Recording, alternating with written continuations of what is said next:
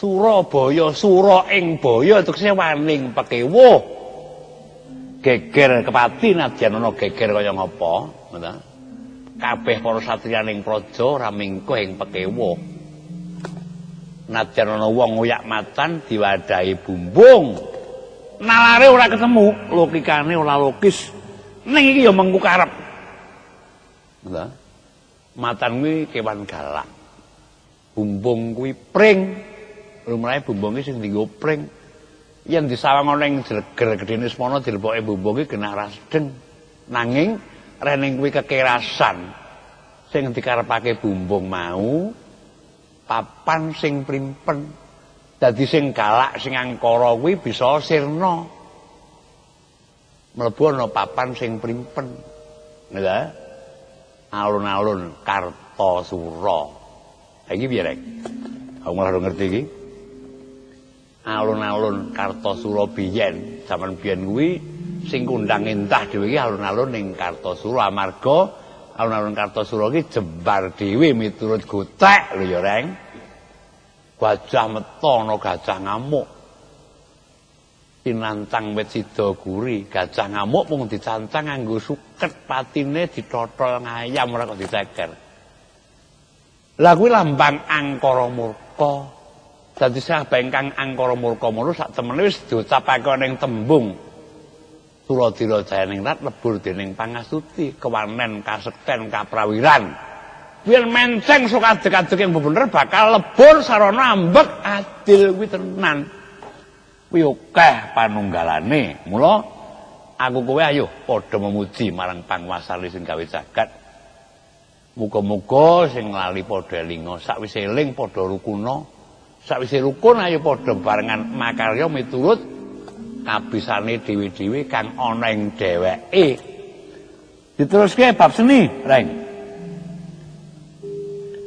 Terus saiki aku njaluk gungan karo Mbak Ramini apa siji wae. Aku ora perlu ngarani. Kira-kira lagu apa sak mangsa engko ana tamu kene bisa kanggo nyuguh. Monggo Mbak, napa? Sing kira-kira bersaged napa? Berpelok sakniki berpelok mawon. Lho. Berpelok ular kambang pelok kaya apa, Mbak? Ayo.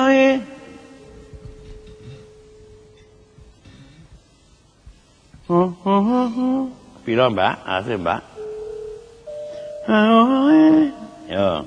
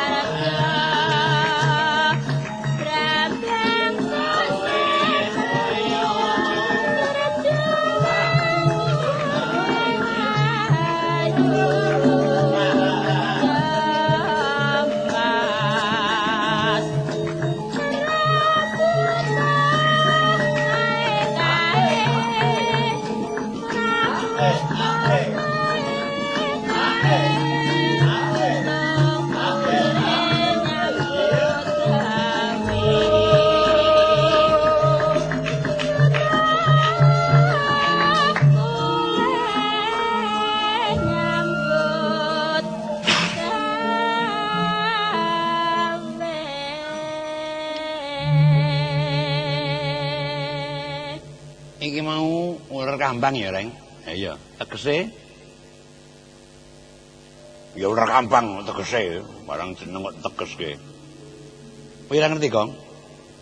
Ora. Ular sing kemambang iki tegese lintah.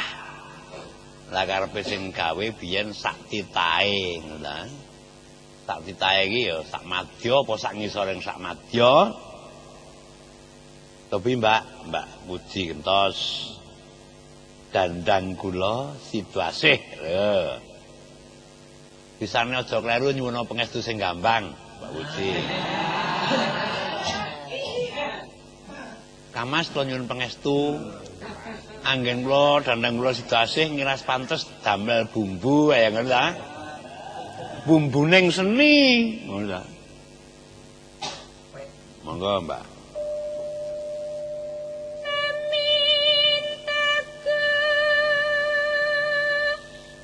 Gampangnya aja melu ninting.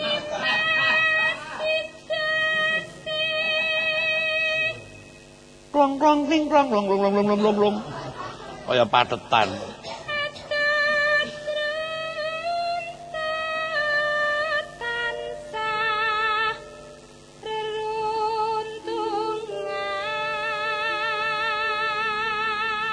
Niku tambahin nun sewu, Mbak, tambahi sak uga. Netut runtut tansar runtungan ngono Mbak lho. Ngurak saya nyeni Mbak. Netut bari Mbak.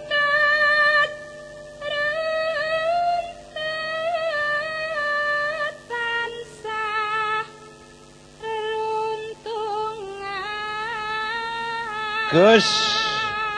Matur nuwun Bu Jarwo anu Bu Gusti. Ya matur nuwun. Ini kok ya iso kenes lho ya. Ya kabeh mau ana pamarsudi, lajengaken, Mbak.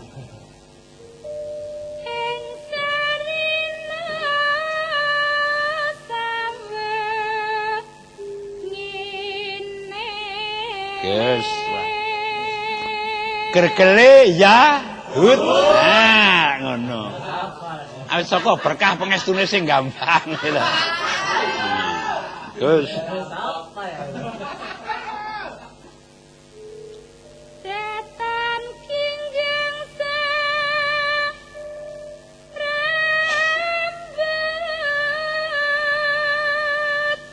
Nenoe, Mbak, ngono, Mbak. Gus Neno. Adoh caketing ati. Iki tegese renang sambil minum, bekerja sambil belajar, kan? Yen cedhak tansah mulat.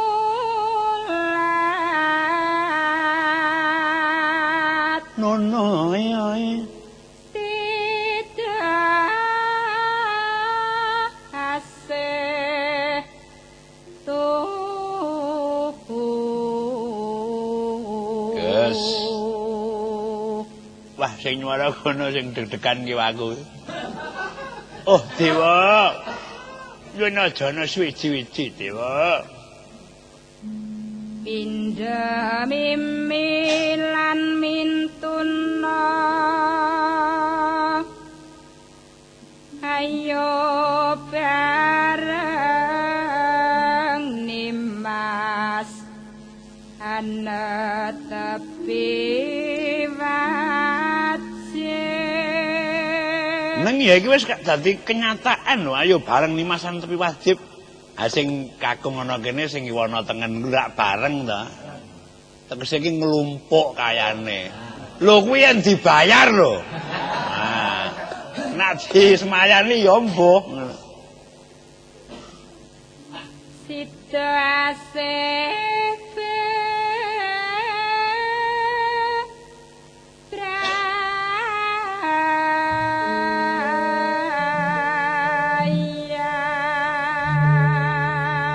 nggon setya tuhune genti Mbak Ramini Subroto. Lho. Aku kang setya satu. Padha apike iki.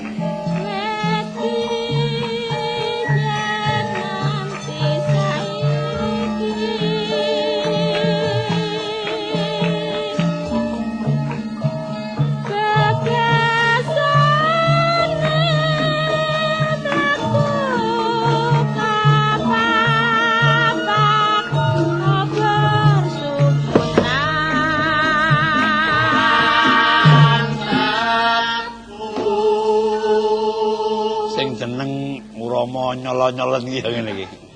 Ora kendho, ora kenceng. Iki jiwane sing ngendhang kaya ngene iki. Men, kemara opok aku rangkepno, men rada penak, Mas. Andika Tumpak tangget tung.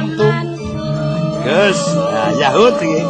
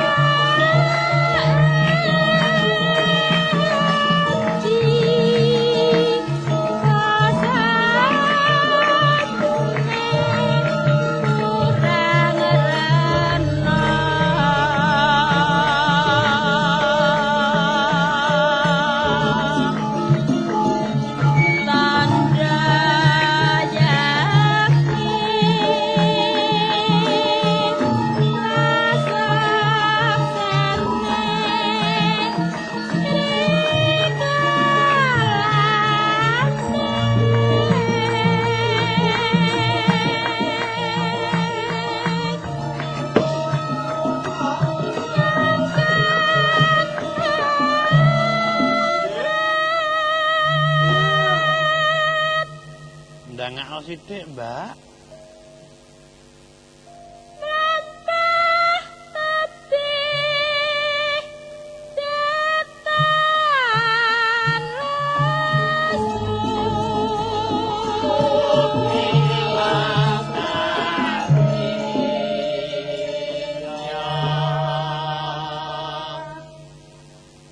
Mugantuk berkah